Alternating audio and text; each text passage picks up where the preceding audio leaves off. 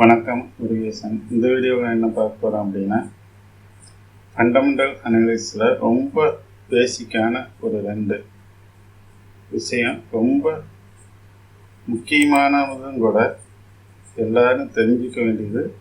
நம்ம ஷேர் மார்க்கெட்டில் இருக்கிறோம், நீங்கள் ட்ரேடராக கூட இருக்கலாம், ஆனால் ரொம்ப முக்கியமாக தெரிஞ்சுக்கிறது.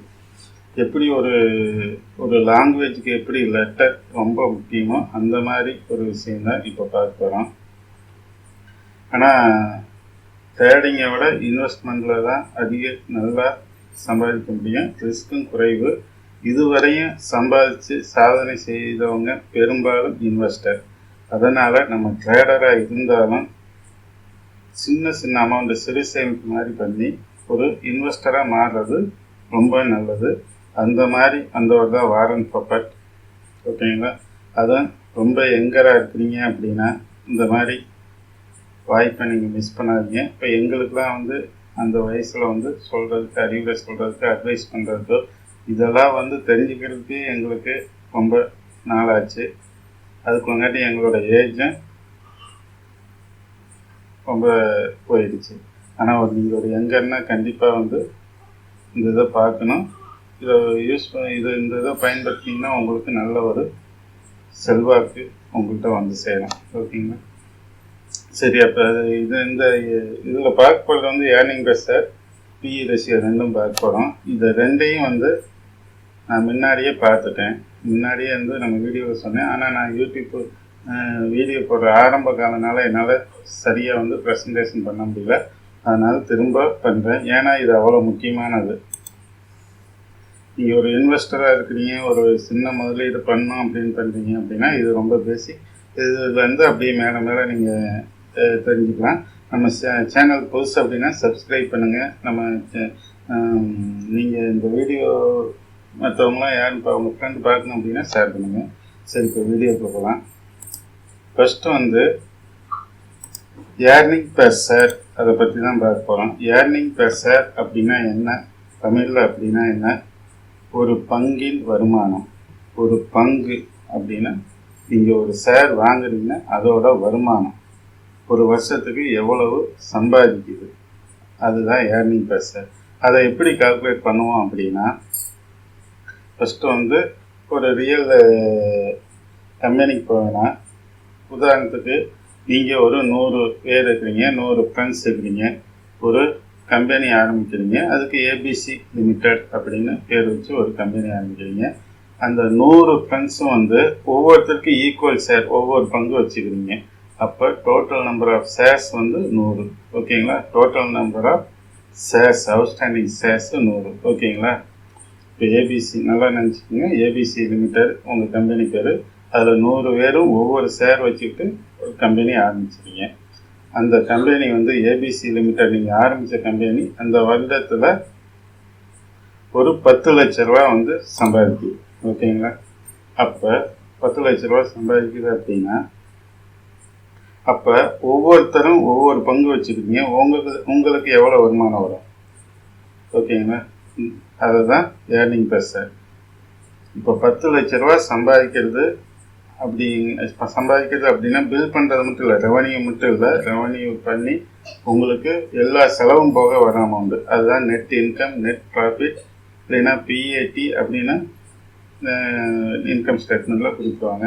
ப்ராஃபிட் லாஸ் ஃபார் த பீரியட்னு அந்த பாட்டம் லைன்னுவாங்க, அதில் இருக்கும். அதுதான் 10 லட்ச ரூபா வருமானம். ஓகேங்களா? அந்த 10 லட்ச ரூபா வருமானம் அப்போ ஒவ்வொருத்தருக்கும் எவ்வளோ வரும், ஒவ்வொருத்தரும் ஒவ்வொரு பங்கு வச்சுக்கிட்டிங்கன்னா எவ்வளோ வரும் அப்படிங்கிறதுனால அந்த net income divided by total number of shareholder. இப்போ இங்கே உள்ள உதாரணத்துக்கு நெட் இன்கம் 10 லட்சம் divided by total number of shareholder. நீங்கள் 100 பேர் ஒவ்வொரு பங்கு வச்சுக்கிட்டீங்க. அப்போ total number of shares 100 shares. ஓகேங்களா? இந்த நான் போட்டுக்கிறேன் 100 ஷேர்ஸ். அப்போ 1000 ரூபா. அப்போ அந்த நிறுவனத்து மூலம், ஏபிசி லிமிடெட் நிறுவனத்து மூலம் பங்குதாரர்களாகிய உங்களுக்கு ஒவ்வொருத்தருக்கும் 1000 ரூபா வருமானம் வரும்.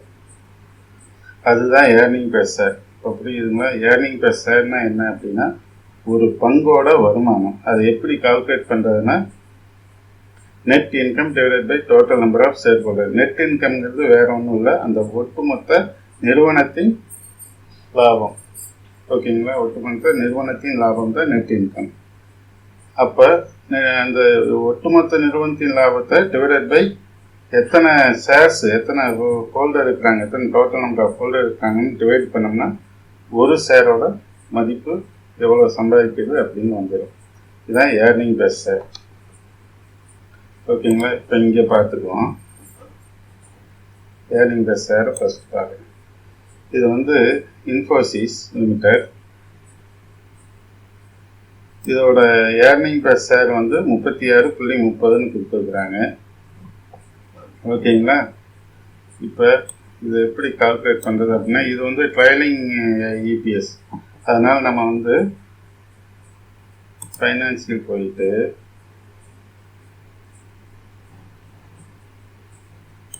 நெட் இன்கம் சொன்னால அந்த விஷயம் எங்கே இருக்குது அப்படின்னா,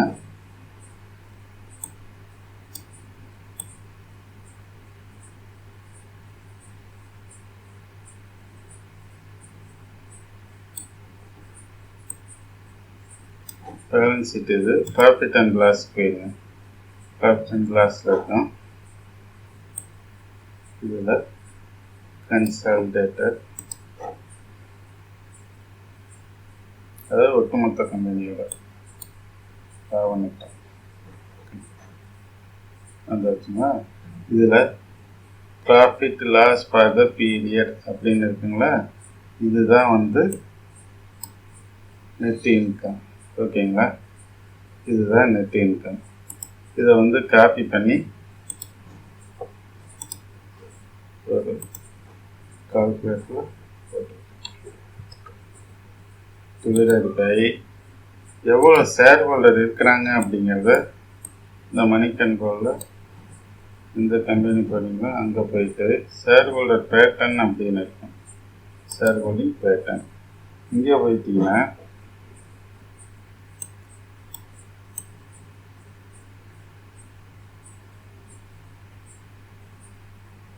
இந்த ஷேர் ஹோல்டிங் பேட்டர்னில் டோட்டல் நம்பர் ஆஃப் ஷேர்ஸ்ன்னு இருக்குங்களா, அந்த காலம்லேயே லாஸ்ட் இந்த இது இருக்குல்லங்க, இந்த இதுதான் இந்த இன்ஃபோசிஸ் இந்த கம்பெனியோட டோட்டல் நம்பர் ஆஃப் ஷேர்ஸ் எவ்வளவு, 1, 10, 100, 1000, 10,000 லட்சம், 10 லட்சம் கோடி, 10 கோடி, 100 கோடி, 429 கோடியே டிவைடட் பை 429 கோடியே. ஏன்னா இதுவும் மேலே கோடியில் இருக்குது, இதுவும் கோடியில் கன்வெர்ட் பண்ணிக்கணும்.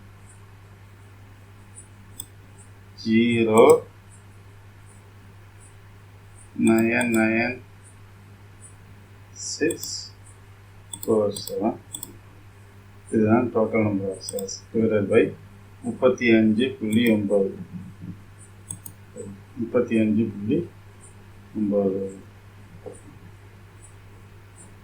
இதுதான் ஒரு ஷேர் சம்பாதிக்கிற வருமானம். அதாவது கிட்டத்தட்ட ஒரு 36 ரூபா சம்பாதிக்கிற வருமானம். ஃபைனான்ஸில் போய் அந்த 2000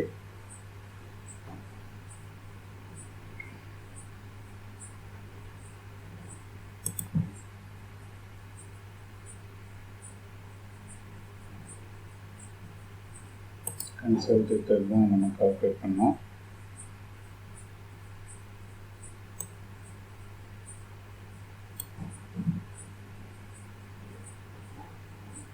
சரிங்களா, இபிஎஸ் எவ்வளவு, 35 ரூபா. நம்ம எவ்வளோ கால்குலேட் பண்ணோம், 35.9. இந்த 0.9 இதெல்லாம் எப்படி மாறுது அப்படின்னா, நம்ம வந்து இந்த ஷேர் ஹோல்டிங் பேட்டர்ன் பார்த்தோம்ல, அதில் வந்து சின்ன சின்ன ஏதாவது அட்ஜஸ்ட்மெண்ட் இருக்கலாம். அதனால் அக்யூரேட்டாக வரல, ரவுண்டிங் நம்பராக இங்கே கொடுத்துருக்குறாங்க. ஓகேங்களா, 35 ரூபா, 36 ரூபா. இப்படி தான் ஒரு கம்பெனியோட இபிஎஸ், ஒரு ஷேரோட இபிஎஸ் கால்குலேட் பண்ணுறோம். ஓகேங்களா, இப்போ இபிஎஸ் எப்படி கால்குலேட் பண்ணுறோம் அப்படின்னு பார்த்துட்டோம். இபிஎஸ்னால் என்னன்னு தெரியும்னு பார்க்குறேன், தெரியலைன்னா பேக் போய் திரும்ப பாருங்கள். அடுத்தது பிஇ ரேஷியோ. சரி, இபிஎஸ்ங்கிறது ஒரு ஷேர் எவ்வளோ வருஷத்துக்கு சம்பாதிக்குது அதான் இபிஎஸ். பிஇ ரேஷியோ அப்படின்னா அந்த ஒரு ஷேர் சம்பாதிக்கிறது எத்தனை மடங்குல இப்போ தற்போது மார்க்கெட்டில் ட்ரேட் ஆகிட்டு இருக்கு, வர்த்தகம் ஆகிட்டு இருக்கு அப்படிங்கிறது தான் இந்த பிஇ ரேஷியோ. இப்போ வந்து பார்த்தீங்கன்னா ஒரு ஷேர் வந்து இப்போ நம்ம ஏபிசி லிமிடெட் அப்படின்னு பார்த்தோம்னா அதுவே எடுத்துக்கலாம். இப்போ market price of ABC limited share வந்து 15,000 ரூபா ட்ரேட் ஆகிட்டு இருக்கு. அதாவது நீங்கள் ஒரு 100 ரூபாய் சேர்ந்து ஆரம்பிச்சிங்கன்னா அது லிஸ்ட் பண்ணிக்கிறீங்க, அது வந்து 15,000 ரூபா மார்க்கெட்டில் ட்ரேட் ஆகிட்டு இருக்கு அப்படின்னா அதோட பிஇ ரேஷியோ எப்படி கால்குலேட் பண்ணுறதுன்னா current market price per share எவ்வளவு 15,000, அது எவ்வளோ சம்பாதிக்குது, அதாவது நீங்கள் உதாரணத்துக்கு எவ்வளோ சம்பாதிக்குன்னு பார்த்தோம். இங்கே இபிஎஸ் அதாவது ஏபிசி லிமிடெட் 1000, அப்போ 1000 15,000 டிவைடட் பை 1000, அப்போ பிஇ ரேஷியோ அதாவது 1000 ரூபா ஒரு பங்கு சம்பாதிக்கிற ஒரு ஷேர் வந்து 1000 ரூபா சம்பாதிக்குது அப்படின்னா அது 15,000 ரூபா மார்க்கெட்டில் ட்ரேட் ஆகிட்டு இருக்கு அப்படின்னா அதோட பிஇ ரேஷியோ வந்து